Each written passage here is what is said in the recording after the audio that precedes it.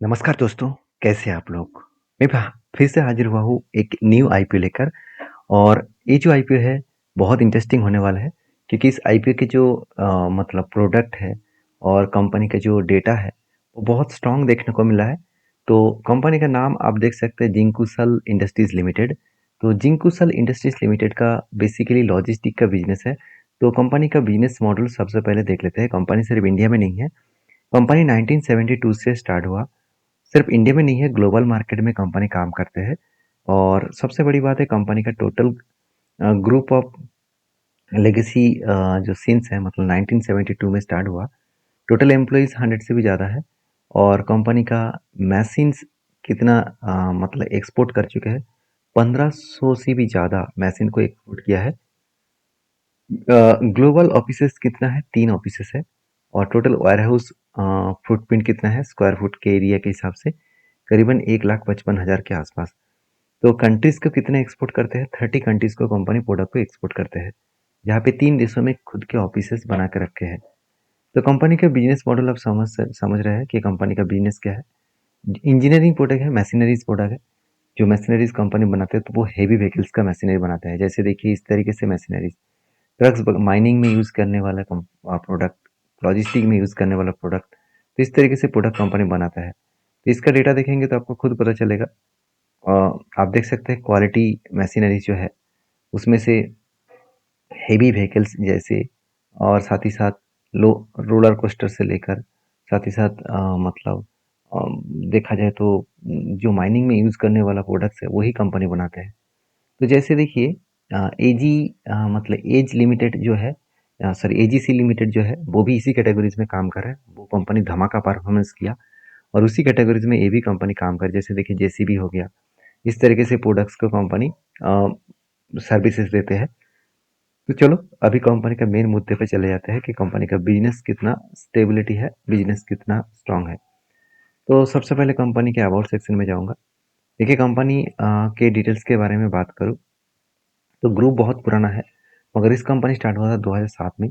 आप देख सकते हैं जिंकुसल इंडस्ट्रीज लिमिटेड जो है वो एक्सपोर्ट करते हैं। Trading company supplying construction machinery को सप्लाई करते हैं और वो भी ग्लोबली मार्केट में, जहाँ पे यूएई यूनाइटेड मतलब Arab Emirates, Mexico, Netherland, Belgium, south Africa, Australia and UK, इस तरीके से बड़े दिग्गज टोटल 30 कंट्रीज को कंपनी प्रोडक्ट को एक्सपोर्ट करते हैं।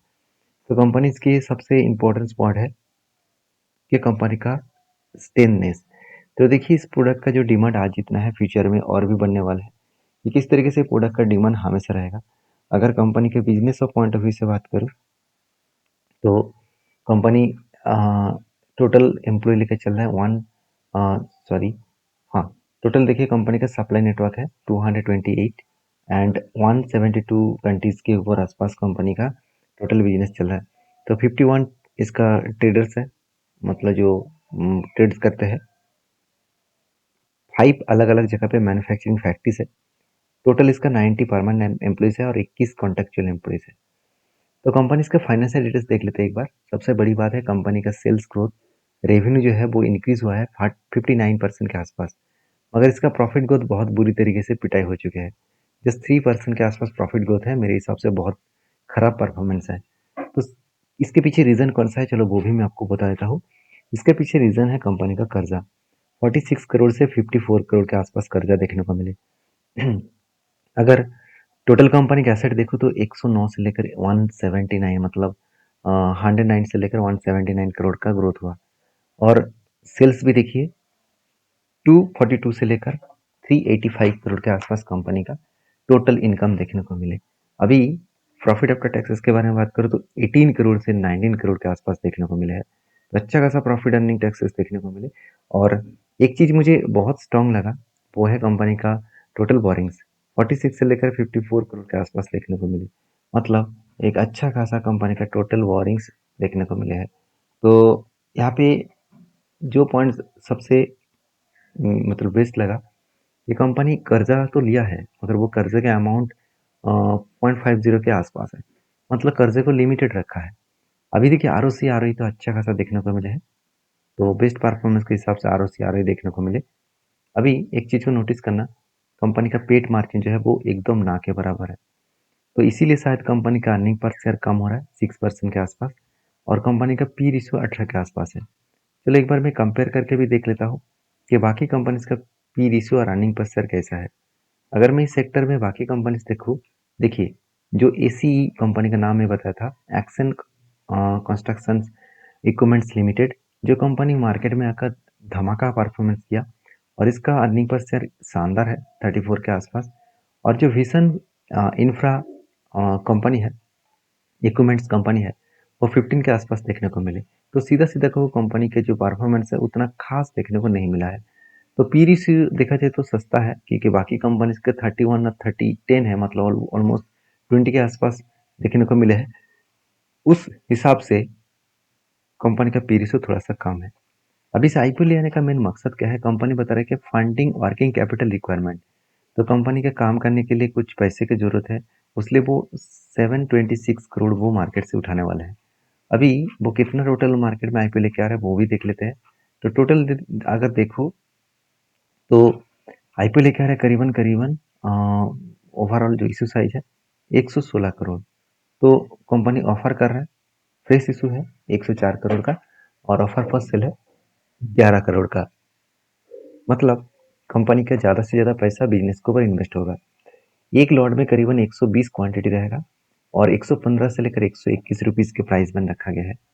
तो इस हिसाब से आपको एक लॉट के लिए 14,520 रुपीज़ यहाँ पे कंपनी ऑफर कर रहा है। तो देखिए किसी भी आईपीओ को खरीदारी करने से पहले खुद की ओपिनियन होना चाहिए। देखिए मेरे पॉइंट ऑफ व्यू से सारी चीज़ों को आपको देखने को मौका मिल रहा है, मतलब सारी चीज़ों को सीखने को मौका मिल रहा है, जानने को मौका मिल रहा है। आप उस जानने का तरकीब को आप एज ए रिकमेंडेशन के हिसाब से मत लीजिए, आप एक बार स्टडी करके उसके ऊपर फोकस रखिए। अभी चलो कंपनीज के मेन मुद्दे पे चले जाते हैं। मेन मुद्दा और हाँ, जो बोलना ही तो भूल गया, आईपीओ का डेट कौन सा है? 25 ऑफ मतलब सितंबर, कल से दिन से स्टार्ट हुआ, 29 तारीख तक इसका लास्ट डेट रहेगा। मतलब आज के दिन आपको मिलेगा, और सोमवार तक मतलब मंडे तक आपको मिल जाएगा टाइम ऑफ पीरियड। तो आईपीओ का जो ग्रे मार्केट पीएम है, अगर वो देखेंगे तो कंपनी का ग्रे मार्केट पीएम बहुत तगड़ा देखने को मिला था, करीबन 42% के आसपास। और जब फर्स्ट आईपीओ ओपनिंग हुआ तो उसका हालत ही बिगड़ गया। तो मैं तो पहले ही सोच रहा था कि कंपनी का ग्रे मार्केट में इतना ज़्यादा दिख रहा है, इतना ज़्यादा तो होना नहीं चाहिए था, क्योंकि परफॉर्मेंस ठीक है, फिर भी उतना ज़्यादा हाई लेवल में परफॉर्मेंस नहीं है। तो फिर भी यहाँ पे पूरा झलक आपको दिख रहा है कि ऑलमोस्ट 17% के आसपास देखने को मिला है। देखिए 17% भी कोई कम नहीं है, फिर भी 42 से लेकर सीधा सीधा 72, तो ऑलमोस्ट आधा से भी कम हो गया। तो ये एक कंपनी के लिए ऑब्वियसली पहले एक झटका है। तो बाकी देखा जाएगा, मैं लास्ट दिन में इस कंपनी के ऊपर एक डिटेल्स वीडियो आपके साथ शेयर करूंगा। उसके उस वीडियो के अंदर पता चल जाएगा कौन सा कंपनी का आईपीओ किस तरीके से परफॉर्मेंस करा है। तो आई होप वीडियो में जानकारी अच्छा मिला होगा। इस तरीके से अपडेट पाने के लिए फॉलो करिए। Thank you.